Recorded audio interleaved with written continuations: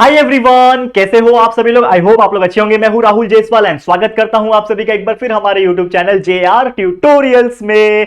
तो दोस्तों, जैसा कि आप जानते हैं कंटिन्यूअस आप लोग के लिए वीडियोस बन रहे हैं। वैसे ऑलरेडी पढ़ा के तो पूरा कंप्लीट हो चुका है, लेकिन जो नया बैच चल रहा था हमारा, जो डिजिटल बोर्ड जब आने के बाद हमने शुरुआत किया था, उसका भी ऑलमोस्ट हम 90% पे पहुंच गए। यानी कि आपका बहुत जल्द न्यू बैच का नया सिलेबस वापस से कंप्लीट होने जा रहा है। वैसे ऑलरेडी एक बार कंप्लीट है, तो आपको जो भी पढ़ना है आप हमारे वीडियो सेक्शन में आओ या फिर प्लेलिस्ट में जाओ या फिर डायरेक्टली सर्च करो, आपको मिल जाएगा। English grammar, Hindi grammar, Marathi grammar के भी बहुत सारे वीडियोस है, तो आप पढ़ाई करते रहो, ठीक है। हर चीज मिल जाएगा। बस इतना ही रिक्वेस्ट है कि मेहनत करते रहना। बोर्ड एग्जाम काफी नजदीक है। स्ट्रैटेजी वीडियो बना के दे दिया है मैंने, तो उसको फॉलो करो और पढ़ाई करो। लेकिन एक इंपॉर्टेंट चीज है आपसे डिस्कस करनी है दोस्तों, जो कि वो भी है कि हमने जेड रोल का ऐप बनाया है। कुछ बच्चे का मैंने कमेंट देखा, सर जेड रोल का ऐप तो आपने बना दिया लेकिन उसके ऊपर कंटेंट नहीं डाला। कंटेंट आएगा और उसी रिगार्डिंग एक सजेशन आपसे चाहिए कि हम उस पर क्या डाल सकते हैं, क्योंकि मेरा प्लानिंग ये है कि हम आपको यहाँ पे जो वन शॉट रिवीजन है वो यहाँ पे प्रोवाइड करें, ठीक है। और कुछ ऐसे इंपॉर्टेंट क्वेश्चंस और इंपॉर्टेंट चीजें जो है, टेस्ट सीरीज जो है वो यहाँ पे आपको मिलेगा।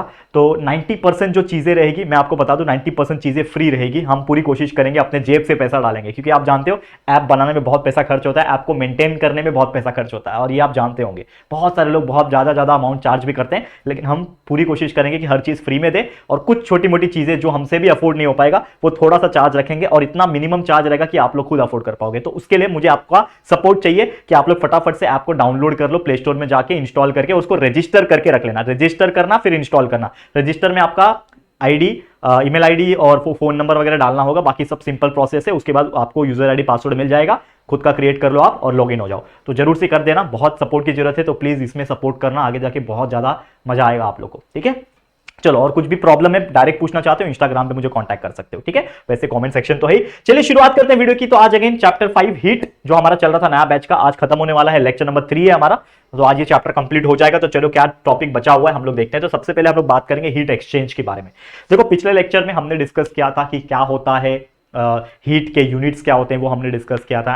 एनोमलस बिहेवियर तो ऑब्वियसली हमने पूरा का पूरा जो है वो स्टडी करके रख लिया था। ड्यू पॉइंट था, ह्यूमिडिटी था, ठीक है ना। उसके रिलेटेड कई सारे ऐसे टॉपिक्स थे जो हमने कंप्लीट किए थे पिछले लेक्चर में। तो अगर आपने देखा नहीं है तो प्लीज जाके देख लेना।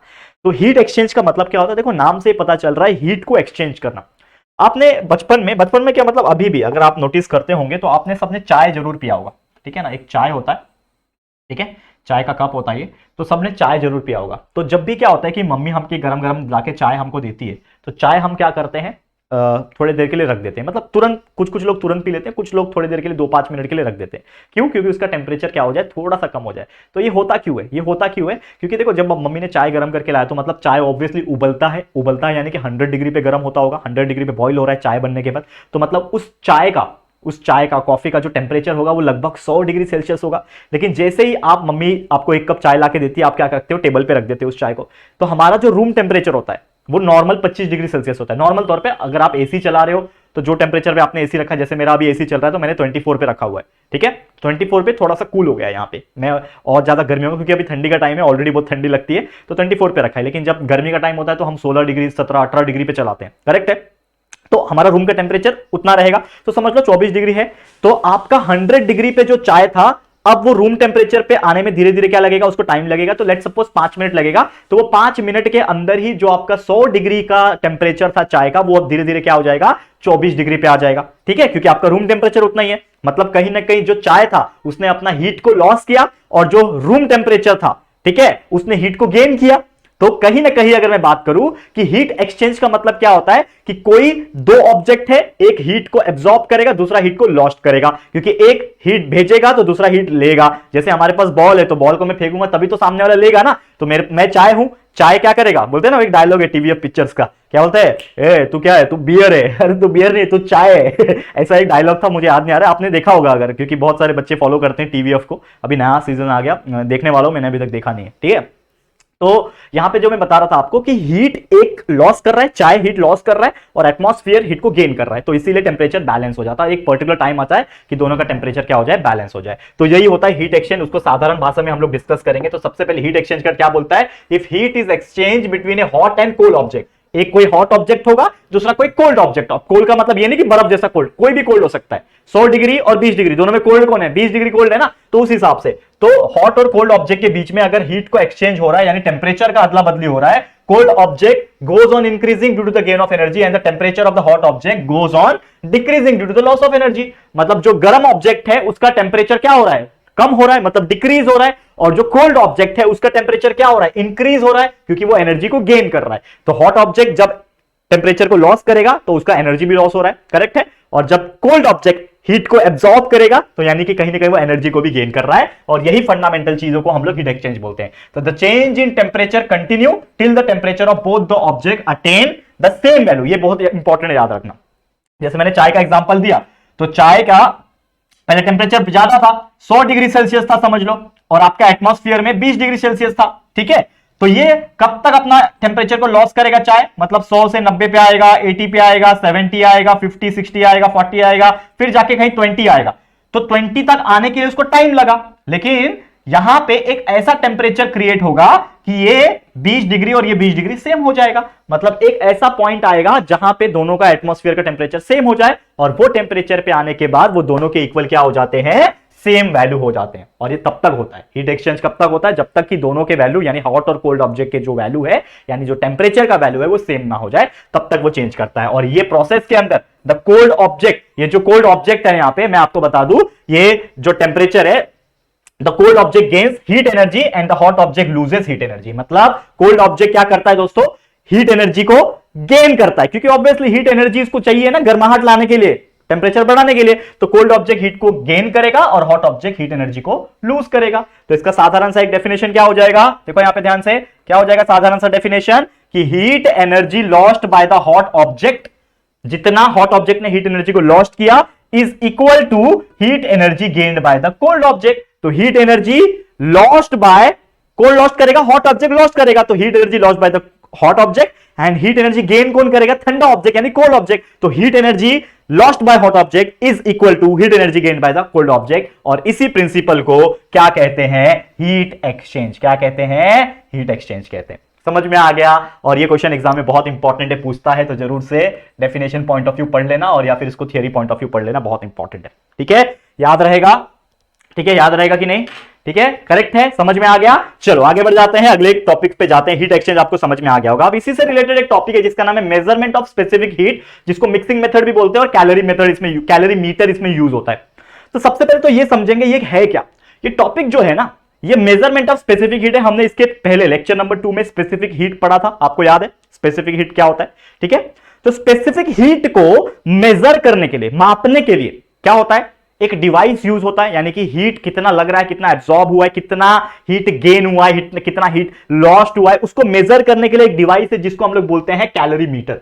क्या है ये, कैलोरी मीटर। अब ये कैलोरी मीटर इसमें इस्तेमाल होगा, ठीक है, और इसी से पता लगाया जाएगा कि हम कोई भी स्पेसिफिक हीट, कोई भी ऑब्जेक्ट का स्पेसिफिक हीट को कैसे निकाल सकते हैं। उसका एक फॉर्मूला बनेगा, वो कैसे है मैं बताऊंगा, और उसके बेस पे न्यूमेरिकल्स है, वो न्यूमेरिकल्स भी आपको सॉल्व करवाऊंगा। तो ये वीडियो को एंड तक देखना। अभी देखो ऑलमोस्ट 30% हमारा हो चुका है, थोड़ा सा और बचा, ये टॉपिक पढ़ लो, उसके बाद 2 न्यूमेरिकल कराऊंगा जो इंपॉर्टेंट है, एग्जाम में आ सकते हैं इस प्रकार के, तो जरूर से ध्यान देना वीडियो के अंदर। समझ में आ गया। आते हैं टॉपिक पे, चलो ध्यान से देखना। तो सबसे पहले हम लोग बात करेंगे टॉपिक की, जो कि है the specific heat of an object is measured by. जैसे मैंने बोला, क्या हम लोग मेजर कर रहे हैं यहां पे, स्पेसिफिक हीट किसका, ऑब्जेक्ट का। कोई भी ऑब्जेक्ट का स्पेसिफिक हीट को मेजर करना है तो हम लोग ये मेथड से क्या कर सकते हैं, मेजर कर सकते हैं, और इसमें कैलोरी मीटर का इस्तेमाल हो रहा है। Calorimeter is being used, ठीक है। एंड इसमें होता क्या है कि जो हीट लॉस हो रहा है सॉलिड ऑब्जेक्ट के द्वारा is equal to heat gain by the water in calorimeter. Calorimeter क्या होता है, एक ऐसा डिवाइस है जिसमें वाटर होता है, तो जो भी कैलोरी मीटर के अंदर का जो वाटर हीट गेन कर रहा है वो किसके बराबर रहेगा, जो भी सॉलिड ऑब्जेक्ट ने हीट लॉस किया है, ठीक है। तो heat lost by the solid object, obviously एक सॉलिड ऑब्जेक्ट है, उसका एक पर्टिकुलर टेम्परेचर है, मान लो कि एक टेम्परेचर है, तो टेम्परेचर उसका समझ लो लॉस हो रहा है, ठीक है। तो कितना लॉस हुआ कैसे पता चलेगा, तो कैलोरी मीटर के अंदर जो वाटर है उसने कितना हीट को गेन किया, क्योंकि यहां से अगर वो लॉस करेगा तभी तो यहां पे ये गेन करेगा। तो heat lost by the solid object is equal to heat gain by the water in calorimeter plus heat gained by the calorimeter. यानी कि यहां पे दो चीज है कि कोई एक सॉलिड ऑब्जेक्ट है, लेट्स सपोज कि मेरे पास ये बॉटल है, ठीक है। अब ये बॉटल जो है मेरे पास, ये सॉलिड ऑब्जेक्ट दिख रहा है आपको। अब ये सॉलिड ऑब्जेक्ट है, इसमें मैंने लगा दिया कैलोरी मीटर, ठीक है, कैलोरी मीटर लगा दिया, इसमें भी पानी भरा हुआ है, समझ लो। तो इस ऑब्जेक्ट ने कितना हीट को लॉस किया कैसे पता चलेगा, तो ये कैलोरी मीटर के अंदर वाटर भी है और खुद का कैलोरी मीटर का भी टेम्परेचर है, मतलब T1 और T2 दोनों है। तो यानी कि इस कैलोरी मीटर के वाटर ने कितना हीट को गेन किया प्लस इस कैलोरीमीटर ने कितना हीट गेन किया, ये दोनों को अगर मैं प्लस कर दूं तो आ जाएगा मेरा total heat lost by the solid object, यानी कि heat lost by the solid object Q, जिसको हम लोग में Q बोलेंगे, is equal to mass of the solid object multiply by specific heat multiply by decrease in temperature, यानी कि in short Q जो होगा, यानी कि that is nothing but the Q क्या है मेरा, heat lost by solid object. ये क्या है मेरा, heat lost by solid object. Q का मतलब क्या है, heat lost by solid object. ये किसके बराबर रहेगा, मास ऑफ सॉलिड ऑब्जेक्ट। तो मास मतलब m, स्पेसिफिक हीट को हम लोग C से डिनोट करते हैं, और डिक्रीज इन इट्स टेम्परेचर यानी कि चेंज इन टेम्परेचर यानी कि डेल्टा टी, यानी कि डेल्टा टी। ये फॉर्मूला ऑलरेडी हम पढ़ चुके हैं। तो mc डेल्टा टी ये हो जाएगा, that is Q is equal to mc delta T, and ये क्या है, that is the heat lost by the solid object. क्या हो जाएगा, heat lost by solid object. उसी प्रकार सिमिलरली क्या हो जाएगा, heat gained by the water Q1, जिसको मैं बोल रहा हूं कितना हीट वाटर गेन कर रहा है, क्योंकि यहां पे देखो लिखा है ना कि सॉलिड ऑब्जेक्ट का हीट लॉस्ट कितना हो रहा है, सॉलिड ऑब्जेक्ट का हीट लॉस कितना हो रहा है, कैसे पता चलेगा, heat gain by water in calorimeter और heat gain by the calorimeter. तो मुझे वाटर का भी तो हीट गेन कितना होगा वो निकालना पड़ेगा, तो उसका फॉर्मूला है Q1 वाला, ठीक है ना। तो Q1 इज इक्वल टू क्या हो जाएगा, मास ऑफ वाटर यानी कि mw multiply by specific heat of water यानी Cw, ठीक है, और multiply by increase in its temperature मतलब चेंज इन टेम्परेचर यानी डेल्टा टी। तो उसका जो भी रहेगा फॉर्मूला तो सेम है mc डेल्टा टी, लेकिन वैल्यूज चेंज हो जाएंगे। स्पेसिफिक हीट ऑफ वाटर 1 होता है, बाकी ऑब्जेक्ट का अलग अलग होता है, कॉपर का 0.1 होता है, हमने पढ़ाया था ना आप लोग को पिछले लेक्चर में, यही सब चीजें हैं। तो यहां पे हमारा एक और फॉर्मूला बन गया, that is heat gain by the water in calorimeter is equal to mc delta T water वाला, ठीक है। अब सिमिलरली एक और होता है कि heat gain by the calorimeter मतलब Q2, समझ में आ रहा है। Q2 क्या है मेरा, heat gain bye calorimeter, Q1 क्या है, हीट गेन बाय वाटर, और Q क्या है, heat lost by the solid object. समझ में आ रहा है, देखो फर्क समझो। Q का मतलब है heat lost by solid object, water का हीट गेन जो हो रहा है वो Q1 से डिनोट किया गया, एंड कैलोरीमीटर का जो हीट गेन हो रहा है वो Q2 से डिनोट किया है। तो Q2 यानी कि heat gained by the calorimeter का भी फॉर्मूला हो जाएगा m multiply by C multiply by delta T. तो इसका भी सेम फॉर्मूला है, लेकिन फर्क सिर्फ पड़ेगा कि कैलोरीमीटर का यहां पे आ जाएगा, यानी कि मास ऑफ कैलोरीमीटर, कैलोरीमीटर का स्पेसिफिक और डेल्टा टेम्परेचर जो भी रहेगा वो कैलोरी मीटर के हिसाब से ही रहेगा। तो ये 3 फॉर्मूले हो जाएंगे। तो अगर मुझे कोई पूछता है कि total heat loss by hot object कितना हो रहा है, तो मैं क्या करूंगा, तो उसका फॉर्मूला क्या बन जाएगा, Q is equal to Q1 plus Q2। क्या हो जाएगा, Q is equal to Q1 plus Q2, ये हमारा फॉर्मूला है। मतलब हमारा देखो यही है ना, ये आपका Q था, ये heat loss by solid object को मैंने Q माना, ये Q था, इसको मैंने Q1 माना था और इसको मैंने Q2 माना था। तो ये हो गया ना, Q is equal to Q1 plus Q2। समझ में आ गया। तो Q is equal to Q1 plus Q2 या फिर Q2 प्लस Q1 बोल लो। Heat lost by solid object is equal to calorimeter का हीट गेन और यहां पे वाटर का हीट गेन, दोनों को प्लस कर दूंगा तो हमारा टोटल हीट लॉस्ट उस ऑब्जेक्ट ने कितना छोड़ा है वो आपको मिल जाएगा। तो ये था आपका थियोरेटिकल एक्सप्लेनेशन प्लस इसमें हमने आपको डेरिवेशन पॉइंट ऑफ व्यू भी चीजें बता दी, फॉर्मूलेज भी बता दी। अब इसको एकदम दिमाग में डाल लो, इसी के बेस पे कई सारे न्यूमेरिकल्स आपको पूछे जाएंगे। तो छोटा मोटा न्यूमेरिकल जो मैं करा देता हूं, इसको ध्यान से देख लेना, ध्यान से देख लेना। और इसके बाद जो हमारा आएगा मतलब जब आपके एग्जाम्स में या फिर जो भी आएगा उसमें हो सकता है जो न्यूमेरिकल्स में कराने जा रहा हूं ये सेम आ जाए, हो सकता है खाली वैल्यू जो है वो डिफरेंट आए, बाकी प्रोसेस सेम आए। तो ध्यान से सुन लेना ये 2 इंपॉर्टेंट न्यूमेरिकल। तो चलो शुरुआत करते हैं। तो सबसे पहला न्यूमेरिकल है यहाँ पे नंबर 1, क्या बोल रहा है, how much heat energy is necessary to raise the temperature of 5 kg of water from 20 to 100 degree Celsius. मतलब पूछा है how much heat energy required. इसमें क्या पूछा है हम लोग को, कितना हीट एनर्जी हमें लगने वाला है। ठीक है, तो सबसे पहले हमारे पास क्या क्या चीजें अवेलेबल है वो लिख लो। तो गिवन सबसे पहले लिखते हैं। देखो अगर आपको न्यूमेरिकल दिया और आपको कुछ नहीं करना है तो गिवन जरूर लिखना। गिवन में क्या बोल रहा है कि temperature of 5 kg of water दिया है, मतलब मास दिया हुआ है कितना, 5 किलो, 5 किलो वाटर दिया है 5 kg। उसके बाद क्या दिया हुआ है, देखो टेम्परेचर दिया हुआ है 20 से 100, मतलब टेम्परेचर दिया है आपका पहला T1, छोटा वाला टेम्परेचर T1 होता है 20 डिग्री सेल्सियस, बड़ा वाला टेम्परेचर T2 होता है जो कि 100 डिग्री सेल्सियस है। तो इससे हमें क्या मिल जाएगा, 2 टेम्परेचर दिया है तो इससे क्या मिल जाएगा, डेल्टा टी मिल जाएगा, जो कि होगा दोस्तों 100 माइनस 20 यानी कि कितना हो जाएगा 80 डिग्री सेल्सियस। तो हमें डेल्टा टी मिल गया। हमें चाहिए होता है डेल्टा टी मतलब चेंज इन टेम्परेचर। हमें निकालना क्या है, हमें निकालना है heat energy, how much heat energy is necessary to raise the temperature. तो हीट एनर्जी रिक्वायर्ड, नेसेसरी का मतलब क्या होता है, हीट एनर्जी रिक्वायर्ड। तो heat energy required to raise the temperature. तो इसका फॉर्मूला क्या हो जाएगा, हमने ऑलरेडी पढ़ा है कि कोई भी ऑब्जेक्ट का हीट एनर्जी रिक्वायर्ड जो टेम्परेचर को रेज करने के लिए चाहिए होता है उसका फॉर्मूला क्या होता है दोस्तों, mc डेल्टा टी, यही होता है फॉर्मूला। इसमें वैल्यू डाल दो, m का वैल्यू, मास का वैल्यू कितना है 5 है, मल्टीप्लाई बाय c, c क्या रहेगा, c ऑफ वाटर है, ये पानी का चल रहा है ना, पानी का, तो सी ऑफ वाटर कितना होता है, तो ये आपको याद रखना है, नहीं तो आपको एक क्वेश्चन में ही दिया रहेगा। तो हमेशा याद रखना कि जो स्पेसिफिक हीट ऑफ वाटर जो होता है वो होता है 1। क्या होता है? स्पेसिफिक हीट ऑफ वाटर जो है वो दिया रहता है 1। C is equal to 1 kilo calorie पर केजी डिग्री सेल्सियस। ठीक है, 1 किलो कैलोरी पर KG degree Celsius. This is the unit, this is the formula, this is the formula नहीं, दिस इज द वैल्यू। तो यहाँ पे सी डब्ल्यू की जगह पे मतलब सैलरी बोल रहा हूँ, क्या बोलते हैं इसको, कैलोरी। देखो कैलोरी बोलना था, सैलरी मुंह से निकल रहा है, ठीक है ना, सैलरी नहीं मिल रहा है यार। चलो मजाक की बात हो गई। चलो ये हो गया सी यानी कि स्पेसिफिक हीट। तो स्पेसिफिक हीट वाटर का 1 होता है याद रखना, और डेल्टा टी हमने ऑलरेडी निकाल दिया है जो कि 80 डिग्री सेल्सियस। ठीक है, चलो मल्टीप्लाई कर लो, 5 1 जा 5, 5 8 जा 40 यानी 400। ये आ गया हीट एनर्जी। ठीक है, हीट एनर्जी ये हम लोग को चाहिए था, तो हीट एनर्जी का वैल्यू आ गया 400।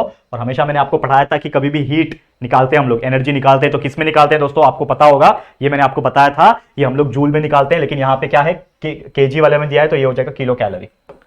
ठीक है, जूल में निकालते हैं एसआई में, लेकिन ये आपका क्या दिया हुआ है, सीजीएस में दिया हुआ है, तो आपका केजी दिया हुआ है ना, प्लस यहाँ पे आपका जो टेम्परेचर है, आप देखो ये स्पेसिफिक हीट भी दिया हुआ है, किलो कैलोरी में दिया हुआ है, तो ये आ जाएगा किलो कैलोरी में, यानी कि heat energy is equal to 400 kilocalorie. ये आ गया आपका मतलब हीट एनर्जी।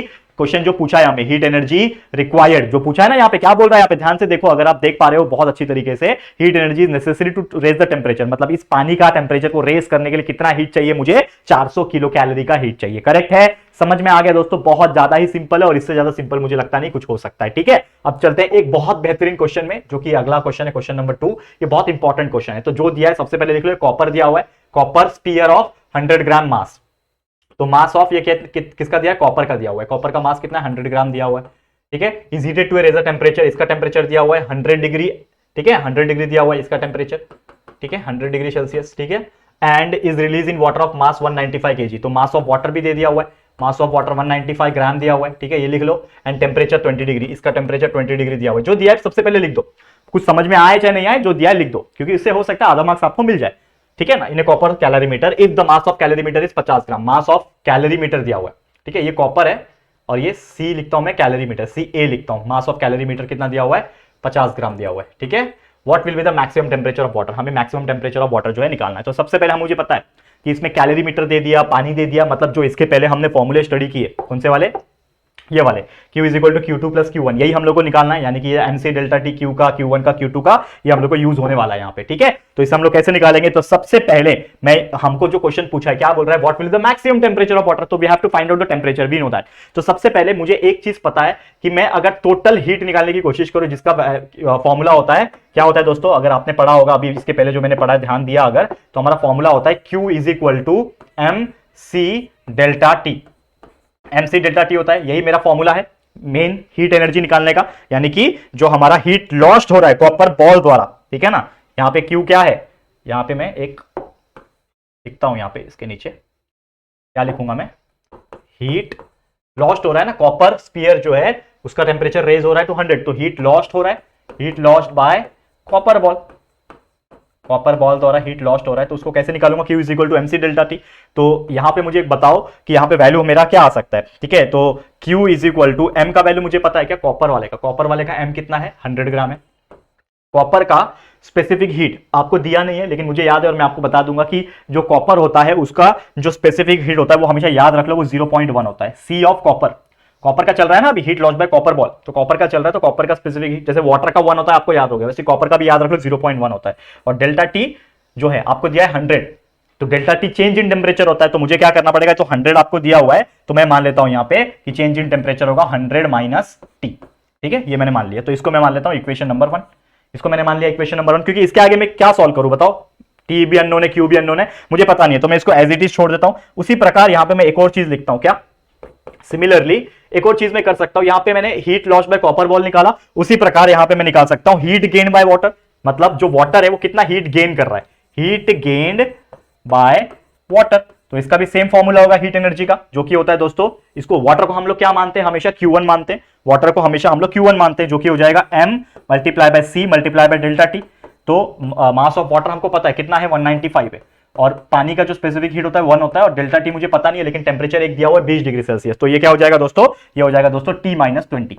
ठीक है, T-20, क्योंकि इसमें हीट गेन हो रहा है, तो टेम्परेचर जो है एक बड़ा होगा माइनस छोटा टेम्परेचर ये है, तो इसको मैं मान लिया इक्वेशन नंबर 2। ये किसका आया, Q1 का आया। तो Q1 is equal to 195 multiply by 1 multiply by T-20। ये आपका हो गया इक्वेशन नंबर 2। अब एक और चीज मैं कर सकता हूं, हीट गेन बाय वाटर निकाला, वैसे कैलोरीमीटर का मैं हीट गेन निकाल सकता हूं। एक और कलर ले लेता हूं यहाँ पे, कौन सा कलर लो बताओ, कौन सा अच्छा लगता है आप लोगों को, व्हाइट ले लो क्या, चलो इस बार व्हाइट ले लेता हूं, ठीक है। अब मैं निकालूंगा यहाँ पे हीट गेन बाय कैलोरीमीटर, ठीक है, जो कि है हीट गेन्ड बाय कैलोरीमीटर। तो उसका वैल्यू कैसे निकलेगा, अगेन इसको मैं Q2 मानता हूं, ऑब्वियसली कैलोरीमीटर को Q2 माना जाता है, तो is equal to M multiply by C multiply by delta T। तो इसमें मुझे पता है Q2 का वैल्यू क्या आ जाएगा, M मुझे पता है, मास ऑफ कैलोरीमीटर 50 ग्राम दिया हुआ है, तो ये 50 मल्टीप्लाई बाय कैलोरीमीटर का जो स्पेसिफिक हीट है वो हम लोग को क्या लेना है यहाँ पे, ठीक है, कैलोरीमीटर का जो स्पेसिफिक हीट है वो हम लोग सेम लेंगे as compare to copper, that is multiply by, और इसका हम लोग का टेम्परेचर, ठीक है, सेम लेंगे हम लोग, किसका, पानी के बराबर, दैट इज नथिंग बट यहाँ पे हम लोग लेंगे T-20। पानी का जो टेम्परेचर होता है वही होता है ना, चेंज इन टेम्परेचर पानी का और कैलोरीमीटर का साथ में हम लोग ले सकते हैं। तो ये हो गया Q2 is equal to 50 multiply by 0.1 into ये हो गया। लेकिन हम एक चीज जानते हैं, इसको इक्वेशन नंबर 3 मान लिया मैं, लेकिन हम जैसे मैंने बोला कि अभी हमें एक चीज जानते हैं, क्या जानते हैं दोस्तों, वी नो दैट कि Q जो होता है वो Q1 प्लस Q2 होता है, ये हम पता है, अभी अभी हमने फॉर्मूला भी डिस्कस किया था। तो टोटल Q ये है, दैट इज 100, ठीक है, मल्टीप्लाई बाय Q का वैल्यू क्या है, 100 मल्टीप्लाई बाय 0.1, इसको मल्टीप्लाई कर दो पहले, 100 मल्टीप्लाई बाय 0.1 कितना होता है, 100 मल्टीप्लाई बाय 0.1 होता है 10 होता है, 100 मल्टीप्लाई बाय 0.1 मतलब 10 होता है, ठीक है, चाहिए तो पूरा पूरा लिख दो अगर आपको नहीं जम रहा है स्टार्टिंग में, तो मैं लिख रहा हूं 100 multiply 0.1 multiply by 100 minus T, ये हो गया Q is equal to Q1 कितना है, Q1 195 मल्टीप्लाई बाय 195 ही रहेगा, 195 मल्टीप्लाई बाय T-20, ये हो गया Q1 प्लस Q2 कितना है हमारे पास, दिस वैल्यू 50 मल्टीप्लाई बाय 0.1, ठीक है, ये लिख दो same to same, 50 multiply by 0.1 और multiply by this value that is T-20। अब इसको मैं सॉल्व कर लूंगा तो मेरे पास जो अननोन वैल्यू है, क्या दिख रहा है इसमें, सिर्फ अननोन क्या दिख रहा है बताओ, सिर्फ T जो है वो अननोन है, मतलब मेरा जो टेम्परेचर आपको बोला है ना, फाइंड द मैक्सिमम टेम्परेचर, ये मेरा मैक्सिमम टेम्परेचर यानी T जो है यहां से निकल जाएगा। तो सॉल्व करते हैं, तो 100 मल्टीप्लाई बाय 0.1 कितना हो जाएगा, ये 10 हो गया, 0.1 से 10 मल्टीप्लाई होता है तो 1 होता है, तो 100 मल्टीप्लाई हो तो 10 हो गया, 10 मल्टीप्लाई बाय 100 माइनस टी हो गया यहाँ पे, is equal to 195 multiply by T-20, इसको मैं एज इट इज छोड़ता हूं, प्लस 50 मल्टीप्लाई बाय 0.1, 50 को 0.1 से मल्टीप्लाई करूंगा तो 0.1 मल्टीप्लाई बाय 10, सबसे पहले तो 1 होगा और 1 मल्टीप्लाई बाय 5 हो जाएगा, तो 5 मल्टीप्लाई बाय T-20। अब इसको सॉल्व करते हैं हम लोग, देखो ये हो जाएगा 1000 माइनस 10t, ठीक है, 1000 multiply by 10t is equal to 195t, ठीक है, और 195 माइनस 20 कितना हो जाएगा, जीरो आ गया, 2 5 10, 1 कैरी 2 9 18 प्लस 1 19, 1 कैरी 2 3900, ठीक है, 3900 आ गया, ठीक है यहाँ पे, और प्लस 5t माइनस 100, ये इतना समझा। अब टी वाले को साथ में रखता हूं और जो नंबर है उसको साथ में रखता हूं, तो देखो, तो ये t है इधर पे, ठीक है, माइनस 10t, फिर ये 195 इधर आएगा तो माइनस 195t हो जाएगा, और ये भी एक t है 5t माइनस 5t, और इधर पे जो रखता हूं मैं सिर्फ नंबर रखता हूं, तो इधर पे नंबर क्या है, माइनस 3900 है, यहाँ पे माइनस 100 भी है, और ये 1000 इधर आ जाएगा, तो ये हो जाएगा यहाँ पे। अब देखो सॉल्व कर लो, देखो आपके सामने सब सॉल्व हो रहा है, तो ये 10t 195t कितना हो गया, 205 और 5 कितना हो जाएगा, 210, मतलब ये हो जाएगा माइनस 210t, ठीक है, माइनस 210t हो गया, इज इक्वल टू, ये प्लस करो 3900 प्लस 100 4000 प्लस 1000 5000, यानी माइनस 5000, यहां पे दोनों माइनस कैंसिल हो जाएंगे, तो 210t is equal to 5000, therefore t will be equal to what, 5000 whole divided by 210, 10 cancel यहाँ पे, तो 500 डिवाइड बाय 21 हो जाएगा, 500 डिवाइड बाय 21 कर लो, आपका आंसर आ जाएगा। तो 500 से 21 जब डिवाइड होता है तो आपका आंसर आता है 23.8, करके देख लेना, यही आता है, this is your final answer T. तो टी का वैल्यू आ गया 23.8 डिग्री सेल्सियस। तो जो आपको पूछा था कि what will be the maximum temperature of the water, तो आपने निकाल लिया कि the maximum temperature of the water in this condition is nothing but 23.8 degree Celsius. समझ में आ गया दोस्तों, क्लियर है? तो ये हो गया हमारा क्वेश्चन नंबर 2 जो हमने आपको सॉल्व करा दिया। आप देखो ऐसे क्वेश्चंस एग्जाम में आते हैं, मैं थोड़ा साइड हट जाता हूं, आप लोग स्क्रीनशॉट भी ले सकते हो, ठीक है, देख लो फटाफट से और स्क्रीनशॉट ले लो, ठीक है, समझ में आ रहा है? चलो अब यहां पे इसी के साथ हमारा ये जो पूरा का पूरा चैप्टर है दोस्तों हीट का, ये हमने पूरा कंप्लीट करा दिया, पूरा थ्योरेटिकल, पूरा डेरिवेशन, पूरे फॉर्मूलेस प्लस न्यूमेरिकल्स आपको करा दिया। अब एग्जाम में न्यूमेरिकल्स आते हैं तो इसी प्रकार के आएंगे क्वेश्चंस, सेम रह सकते हैं, बस वैल्यूज चेंज हो सकते हैं। तो आप लोग जरूर से इसको सॉल्व कर सकते हो, ठीक है। तो चलो फिर इसी के साथ आज का वीडियो मेरा समाप्त होता है। ये वीडियो और ये चैप्टर आपको कैसा लगा प्लीज हमें कमेंट करके जरूर से बता देना। वीडियो पसंद आया है तो प्लीज वीडियो को लाइक करना, अपने दोस्तों के साथ जितना हो सके शेयर कर देना, और पहली बार अगर आए हो तो चैनल पे सब्सक्राइब जरूर से करना, और जैसे मैंने स्टार्टिंग में बोला था एप्लीकेशन को जरूर से डाउनलोड करके इंस्टॉल करके रजिस्टर एंड लॉगिन हो जाना, ठीक है। जल्द मिलेंगे हमारे एक और नई वीडियो में, तब तक के लिए thank you and good bye.